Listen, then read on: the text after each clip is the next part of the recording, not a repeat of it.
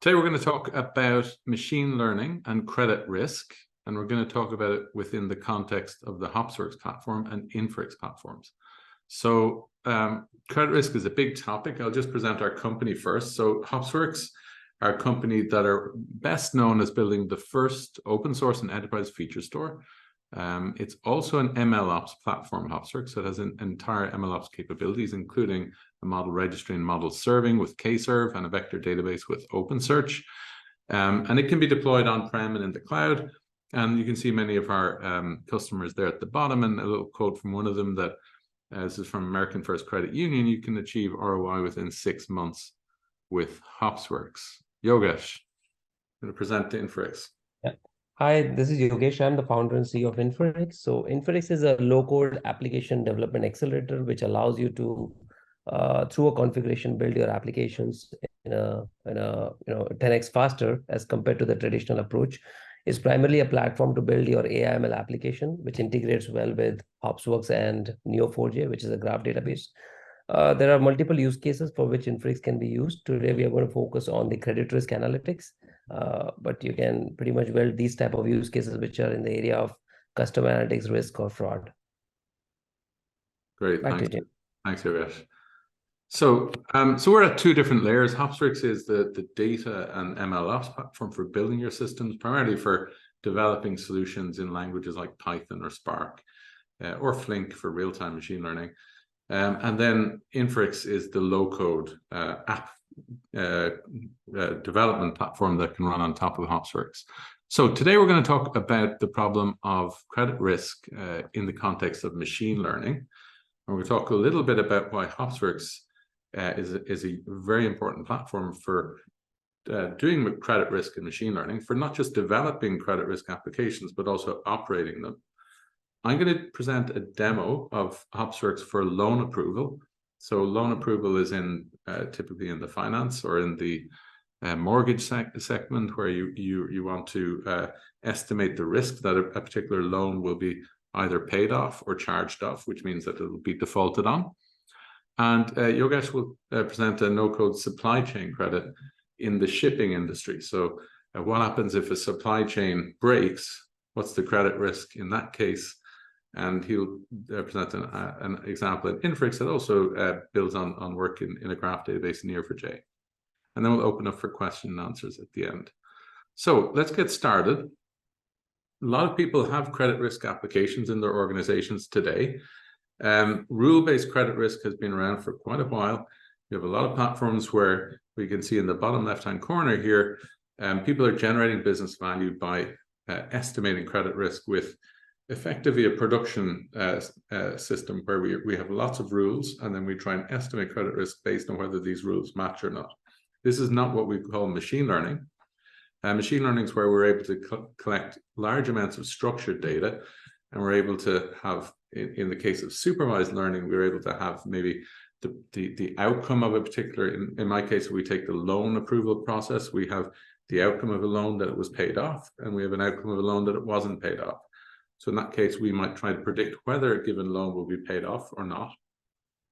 And given that as the prediction problem, we can, with a training data set of lots of features related to a particular loan, so the loan itself, but also the applicants of the loan, and we have other third-party features coming, maybe credit reports for individuals.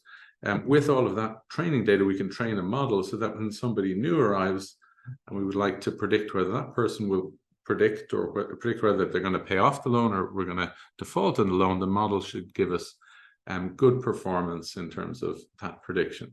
So one of the challenges is that if you take your existing rule-based credit risk example and try and bolt on, if you will, AI, you're not going to start with your data. So the important part of credit risk, no matter what the application area is, that you have data that we can use to derive insights into risk. That means you have training data somewhere, and we're able to get that data. And obviously, we need to transform that data into a format to make it suitable for machine learning, and also for not just training, but also for the inference, the predictions. And that's a completely different way of working than bolting on, let's say, machine learning to existing rule-based credit risk system. So credit risk systems can be implemented as batch machine learning systems. That's where they potentially make predictions on a schedule. So you might have an application that runs once per day, once per week, or even once per hour. That's a batch application, which will take a lot of input data, make a credit risk predictions for that data, and then store those predictions so that some downstream system can use those predictions either, for example, to make intelligent decisions, or to try and reduce risk or increase value at some level.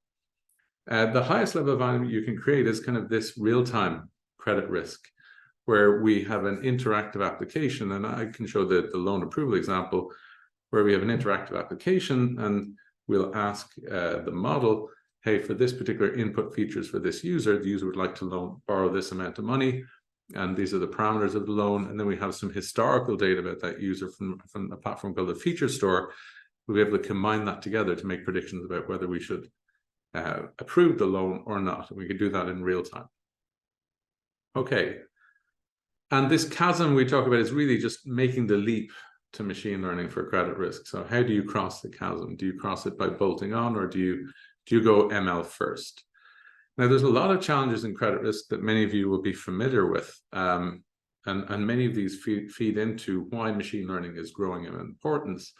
As financial products become more complex, it's very difficult to have simple rules which help accurately predict credit risk.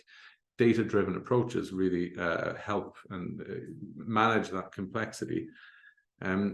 Particular products may not tell you about how they work inside, so it's hard to derive the rules, but if you can observe properties of them, then you can have a data-driven approach, which is machine learning. There may be third-party data, macroeconomic factors that you'd like to include in your risk models, which is easy to do in a machine learning-driven approach. And then other information such as regulatory changes, disruptions, whether non-performing loans are increasing or not.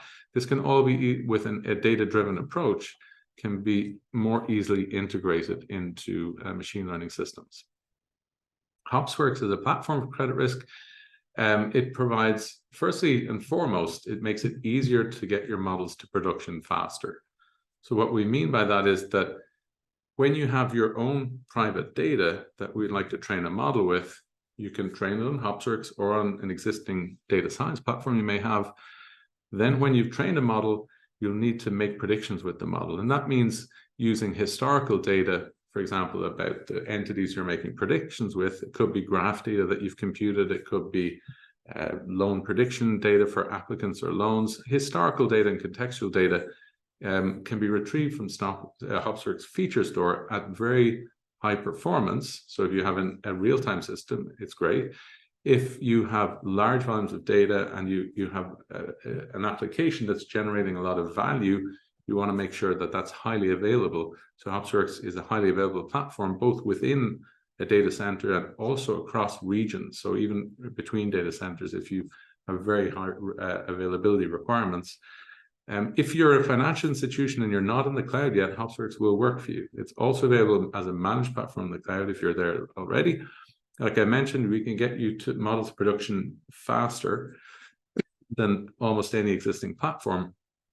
And then feature stores enable you to pull in data from many different sources and generate training data with what we call no data leakage. And that's a challenge when you're trying to join data from different sources and ensure that there's no future data leakage, because the data you're joining in your training data set doesn't come and doesn't have, it's quite a difficult join query to implement in SQL. And with Hopsworks, you don't have to worry about that complexity because we do that under the hood. You just tell us in your tables, these are the timestamp column in each table for when the event happened, and then Hopsworks will build that, what's called point-in-time correct join for you and transparently for you. Now, in the bigger picture of building machine learning driven applications on Hopsworks, credit risk is one particular type of application. And Yogesh will show you how you can build these applications that your end users will use in a no-code manner. But you still need to build a lot of the machine learning supports. Maybe you have a problem related to identity resolution. We had a tutorial last week about that. You can go and look it up. But maybe you also have to have your machine learning models. So building the application and the machine learning models there are two parts that need to be put together. So Hopsworks does the machine learning application system and models and data, and then the applications themselves can be done in Inferyx. So what makes Hopsworks an interesting platform for machine learning? Well, firstly, it's an open platform. So we're not tying you down to using one particular technology. So we're not saying you can only use Spark or SQL. You can use Python, Pandas, Polars, Flink, SQL, Spark. You can run it on any external Python environment. So if you're already using, say, SageMaker, you can use Hopsworks as your data layer, your feature store to manage your data for those models. If you have high performance requirements, so maybe we see this challenge quite a lot in problems where we don't have user identity determined in advance. We have to make predictions about the user identity with either machine learning models or graph-based approaches. Hopsworks gives real-time performance in resolving identities and relationships.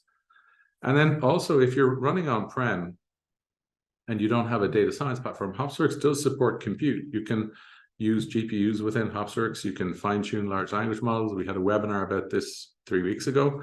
And Hopsworks also has a built-in vector database, not just a feature store. So you can do retrieval augmented generation in Hopsworks as well as fine-tuning all in one platform.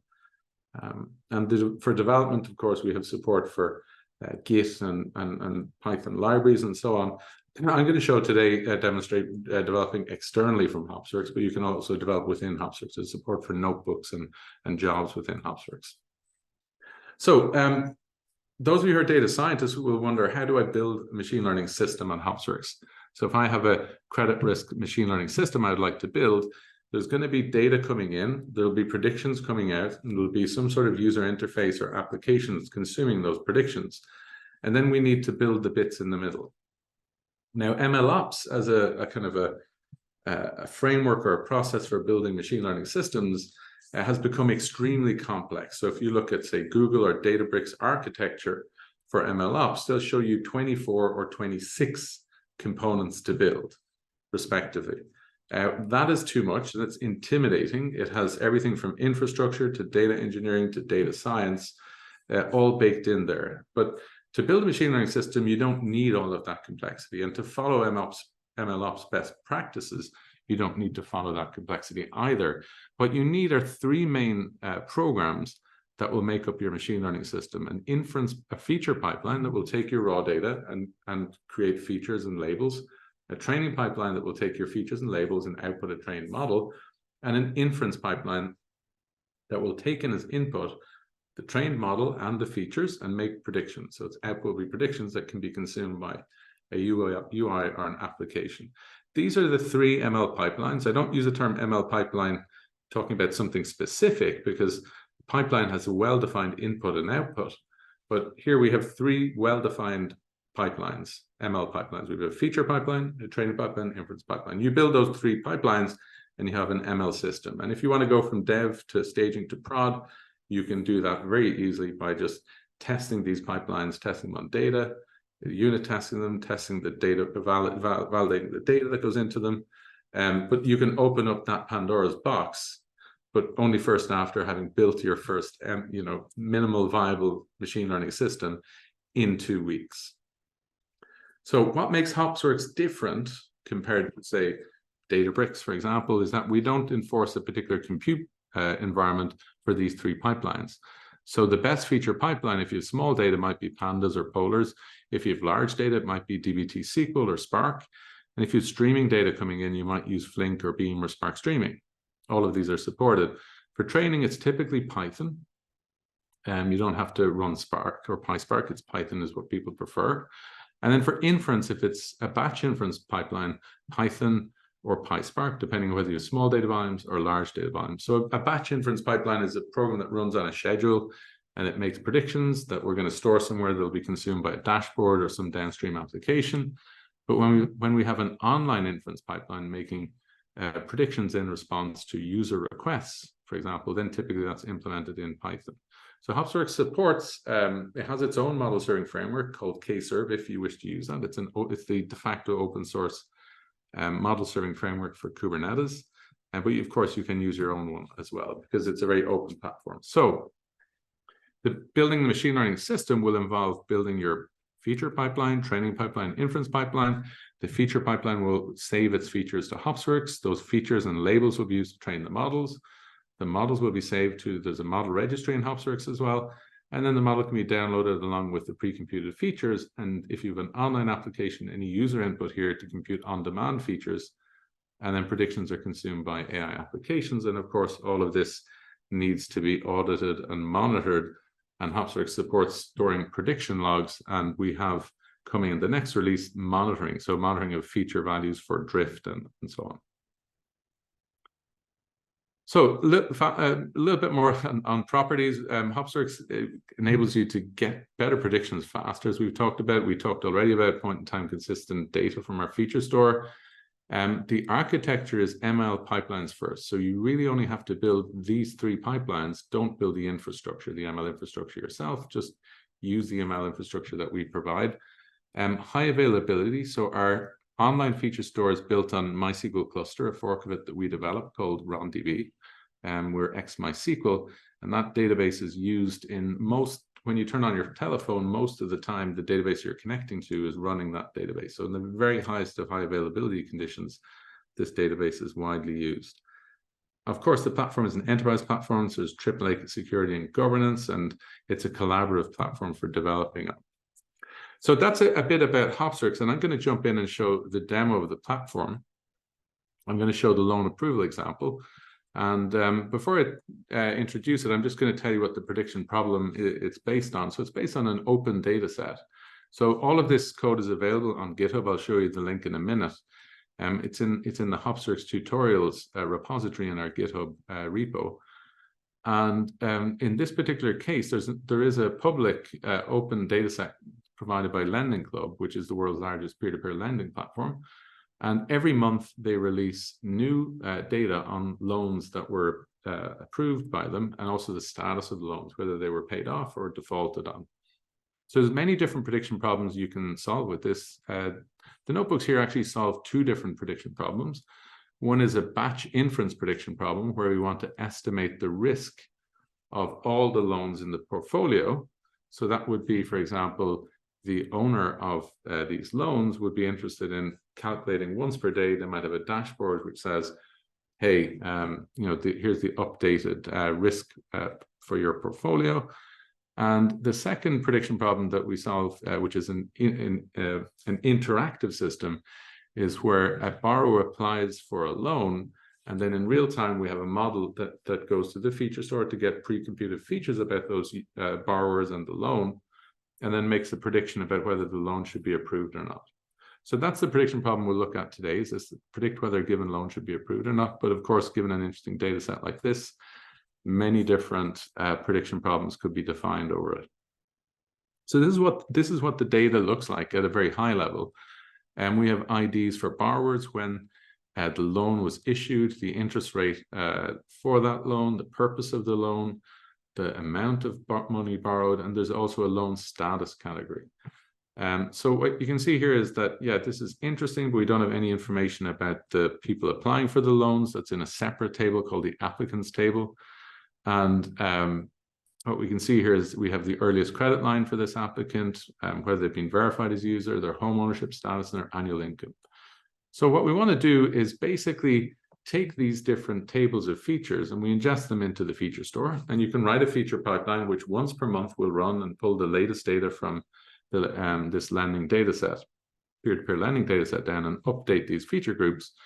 But when you're a data scientist and you want to train a model and these features exist, you would like to select features from the different tables that are available to create a model. We want to create training data for the model. So what that involves is, and what I'd like to get to, is a selection of features. We call it the feature view, which are going to be the input features to my model. And because I'm using supervised learning, I'll also need the target that I'm trying to predict. So in this case, it's a classification problem. So it's the label of whether it's the loan was paid off or not paid off. So we start by selecting features from the different tables. And we then define, in this case, we have a label which is the target, the loan status. What you're also able to do is say, hey, I don't want all of the data for all the users. I just would like the people who have mortgages. Or you can also declaratively say, hey, this feature, the loan amount, I can see a very wide spread of the values, and I'm going to use a machine learning algorithm based on gradient descent that would prefer a kind of normal distribution of the loan amount. So I'm going to do min-max scaling of that feature. We can do that declaratively in our feature view. You could, of course, do it with scikit-learn pre-processing pipelines. That's what we actually use in the example, is scikit-learn pipeline to do that. But you can do it declaratively in feature views and Hopsworks.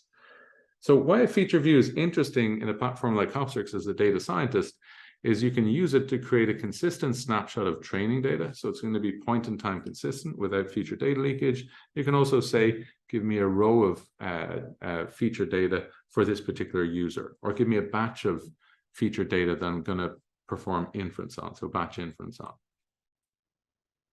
So from a technical point of view, this point in time consistent training data problem that I talked about, what we do is we'll have data coming in for many different dates.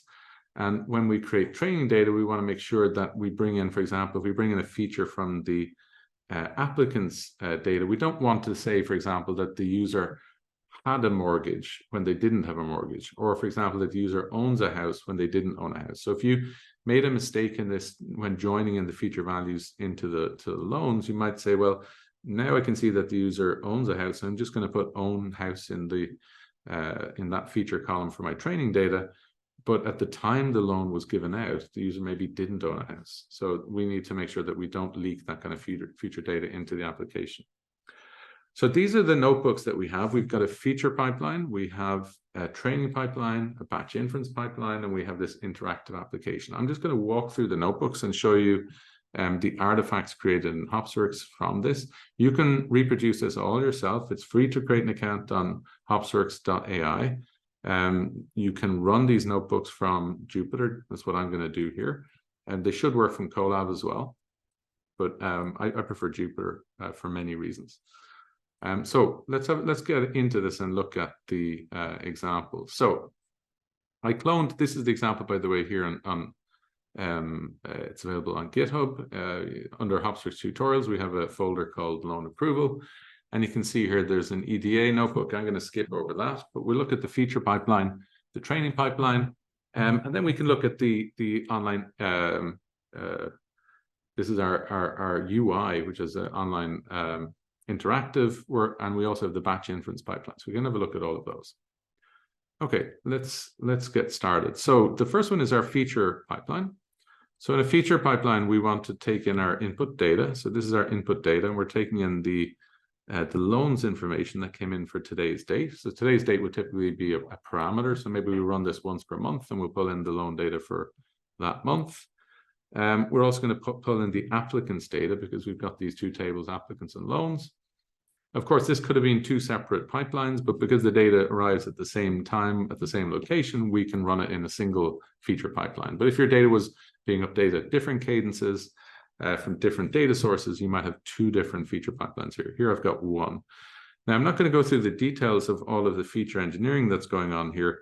It's very limited feature engineering, a lot of cleaning up of the data. Many of you will be familiar with this. I will point out that one of the recommended way in which we do feature engineering when we're working with pandas or polars is that we typically, if we're using a notebook, and you can run notebooks as jobs in Hopsworks. Some of you may be in shock hearing me say that, but some people do it. But we can still get the benefits of unit testing our feature logic by keeping them in an external module, because I'm going to create two tables of features called feature groups. One of them is called loans and one is called applicants. I put my feature computation logic in these particular Python modules. So if we look at the applicants one, we can see here that we have a feature function that will compute home ownership. So it's taking the raw data, the home ownership data in here.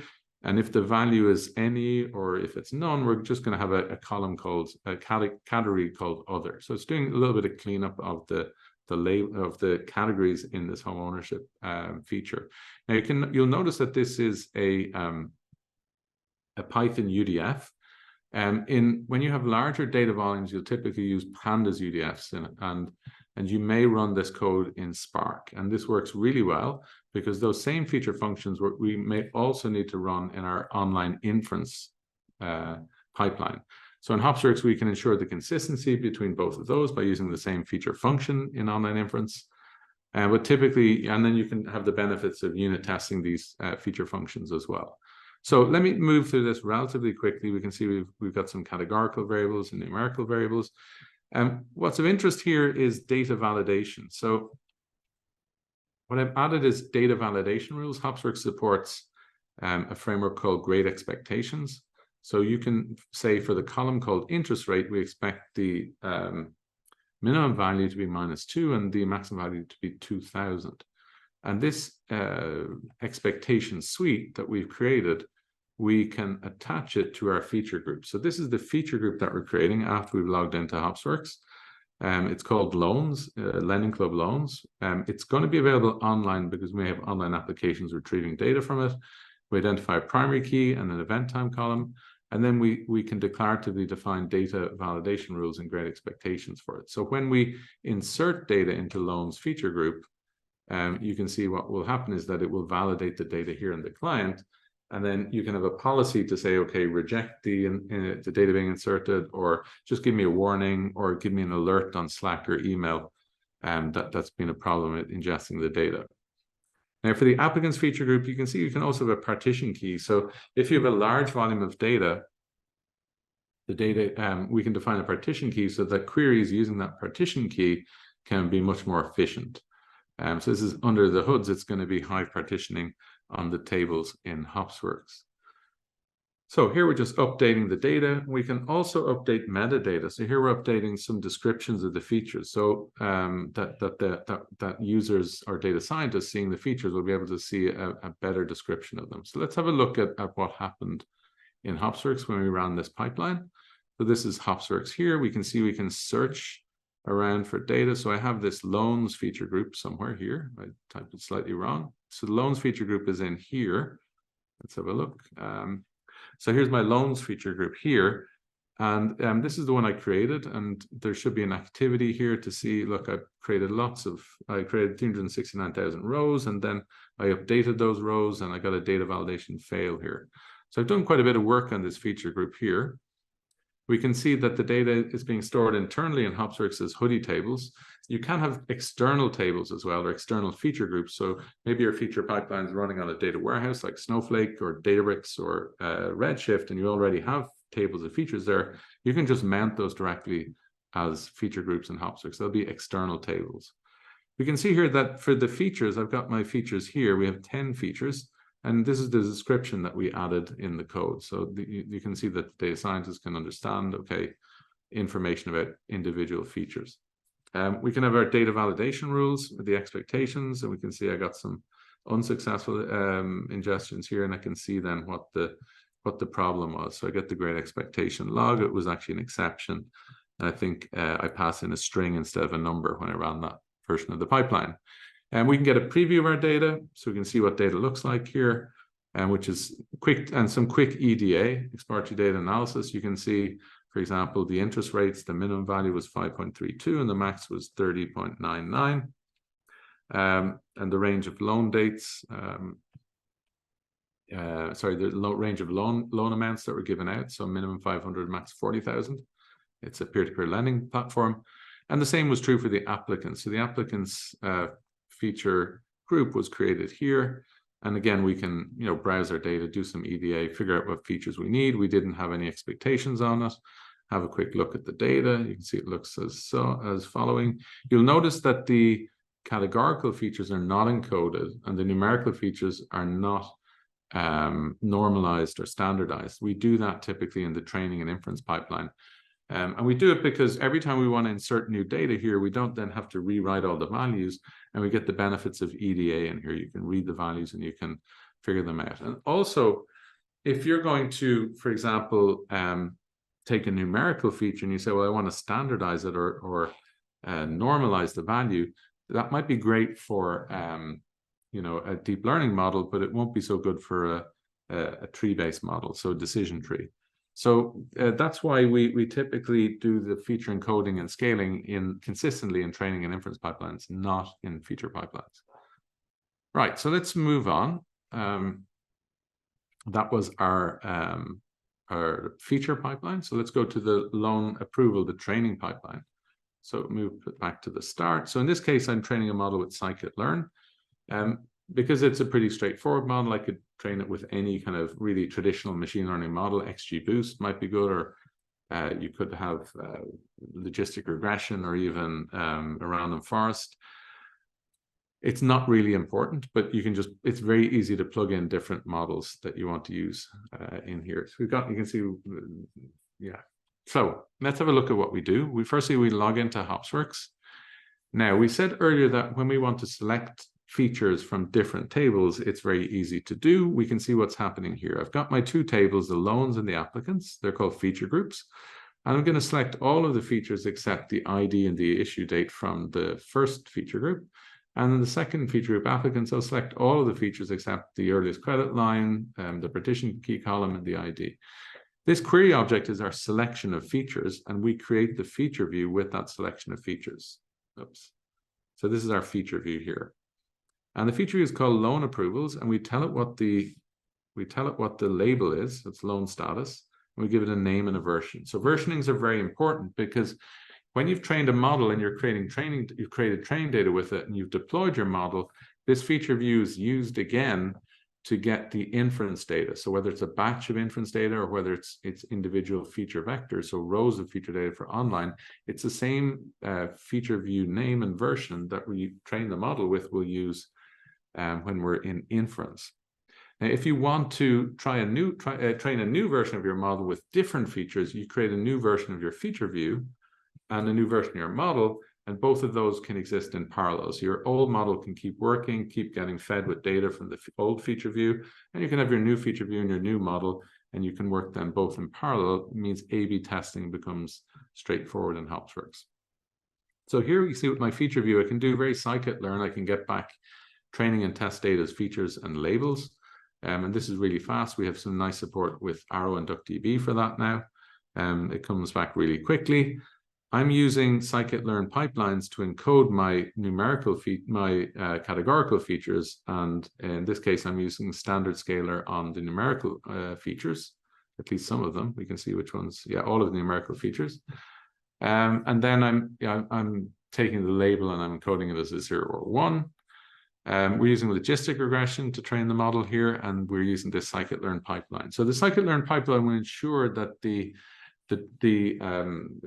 encoding of the categorical variables and the standardization of the numerical features happens consistently between training and inference, because we're going to save this model, and this object here is no longer just a model, it's also the full pipeline. We've got the full pre-processing steps and the object itself, the model. So we fit our model with the training data, the features and the labels, but this is the object then we're going to save. And when we download this in our inference pipeline, it's going to have the same statistics to compute the same transformations, and it's going to be consistent with the training pipeline. So here we just evaluate our model, very classical, the rock curve we're going to store, and we're going to save the model in Hopsworks registry. So what we do here is we basically create a local directory, and then we use joblib to pickle our scikit-learn pipeline object and save it there. And you can, for some models, you can export them as CSV, like XGBoost. And then you can, and that might be slightly better. We have to ensure that the version of scikit-learn or joblib is the same in our training and inference pipelines, but otherwise, we'll be able to just unpickle this object after downloading it for the registry in our inference pipeline. So then registering the model is basically a case of, in this case, we basically define this as an scikit-learn model to support for PyTorch TensorFlow as well. We computed the accuracy, so I want to save that as well to show it. And then I specify the model scheme. And the model scheme is just taken directly from our data frames, our pandas data frames. It could have been the training set, but here we took from the test set, the features and the labels. So the input to the model are the features in the test set, and the output in the model is the labels in the test set. So let's have a look back at Hopsworks. What happened here? Well, we created a feature view. In this case, it was loans approval. And you can see some of the features are coming from loans, some are coming from applicants. And there's quite a lot of features in there. We've got a label or a target here that we're trying to predict. And I created a training data set as well here. You can see, and every time we create a new training data set, whether it's pandas, data frames, or files, and we'll get the training data set here, and we can even delete it and then recreate it automatically. We keep the metadata for it. So you can say delete only the data and then recreate it later, and it'll recreate the training data. And you can do that. In this case, it'll do it as files.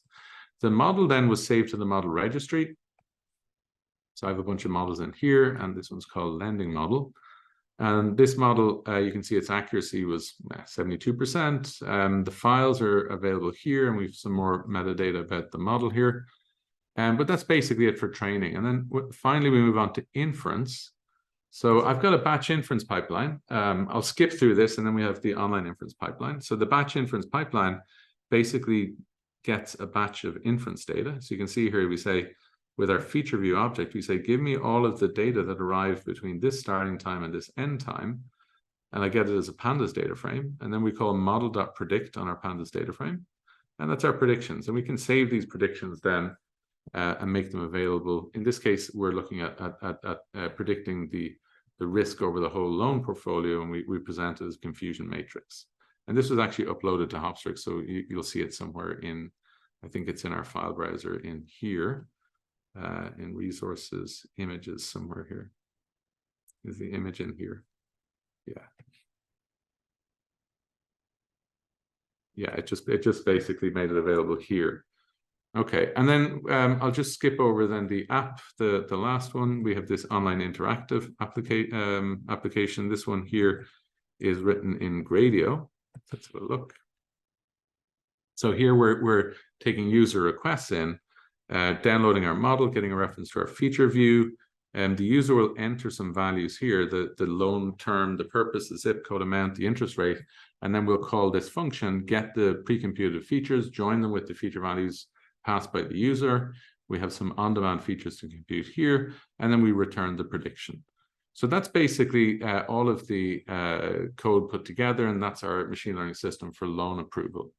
I think I took a little bit more time, so I'm going to hand over now to Yogesh, who's going to talk about, you can take over the screen, Yogesh, the example in Inferyx for credit risk for shipping.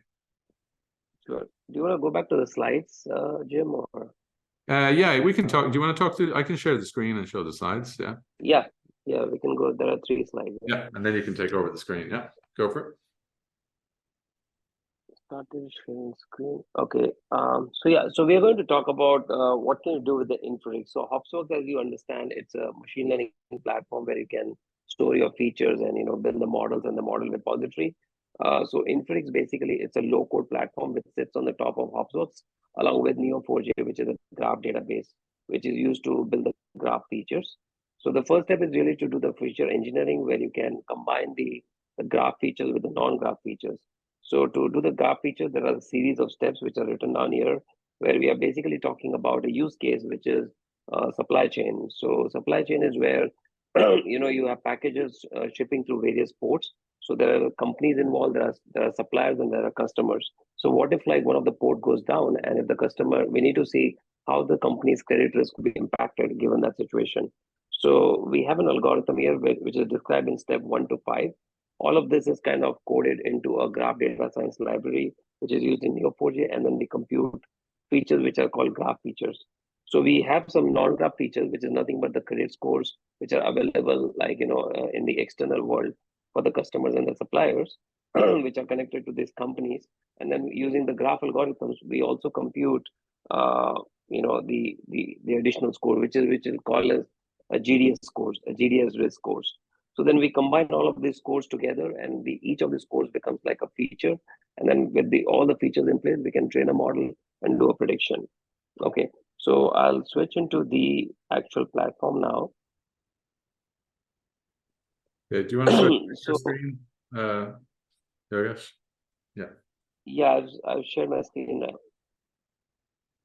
Can you see? Yeah, perfect. Yeah. Okay. So first I'm going to go through the dashboard. So this is really the outcome of everything that's happening under the hood within in Inferyx and Hopsworks and Neo4j together. So what we are doing here is we are saying that if we choose a company, let's say company ID 5, and given a port, if the port goes dead, with the top suppliers and top routes and etc. So this is basically running a graph data science algorithm behind the scene. So I can basically go here, change the company or change the port and see what is the impact. So this is really like an impact analysis. Now coming to the Inferyx platform. Okay, I hope you can see my screen now, right? Yes, yes. Okay. So, so this is the Inferyx platform where you have different modules where you can do all the feature engineering as well as the model development. So I'm going to go to the data science module over here, and then here you can build your models. So I've created a model which is primarily to predict the company's credit risk. So here we can choose any algorithm. Let's say in this case, we are choosing a gradient boost classifier. We want to predict if the company is going to be a defaulter or not. These are all the features which are being used. So we have min, max, average scores of the customer that's connected to the company. And then using the platform, you can create the model, and then finally you can train the model and then do the inference on the top of it. So this is the outcome of a training. So all the features that are created, they're extracted out of the feature store, which is Hopsworks. So using this platform through a no-code fashion, you can quickly build your application and you can look at the features and see which features are the top features. So as you see here, one of the features coming from the graph database, which is the GDS risk score. And then some of them are coming directly from the raw data, or it could be from the external data, the risk score of the customers and the suppliers. So you can see that the GDS risk score, which is coming out of the graph database, is having the highest importance here. So using this, you can create a model, and then similarly, you can also do a prediction on the data. So I'm looking at the result of a prediction. This is more like a batch use case, but if you want, you can call an API and even do a prediction in the real time using the same model. So I had around like 5,000 companies on which we are trying to predict and see which companies are going to default. And then based on that, we are making a prediction of 0, 1, where 0 stands for it's not going to default, and 1 is like defaulting. Okay. Now to automate all of this that I'm showing you, where you can build the model and operationalize the model, you can actually create a pipeline, which is called a data pipeline. And then over here, through drag and drop, you can create a pipeline which contains 3 steps. The first step is the GDS risk score calculation, where I was showing you the algorithm that given a port, what is the impact on the company's credit risk. So we are calculating a risk score, which becomes one of the features which gets stored in the Hopsworks. And then again, that same feature is being used for doing the machine learning, model training, and the prediction. Step number 2 is to train a model using those features. And once the model is created, it goes into the Hopsworks model registry. And then step number 3 is doing the batch inference, where you're actually predicting on all the companies that, what is going to be the prediction in terms of whether it's going to default or not. So this whole pipeline you can actually build in a no-code fashion using the Inferyx platform, working in conjunction with Hopsworks and Neo4j. Okay. So yeah, that's pretty much it from an Inferyx perspective. Back to Jim. Thanks, Yogesh. Right, I'll start sharing my screen again. So, yeah. So just to explain again, Inferyx, we have this low-code environment for building machine learning models. We can generate these really great dashboards. The end user will consume, showing in this case the supply chain credit risk for ports going down, and you can quickly identify which ones are problematic.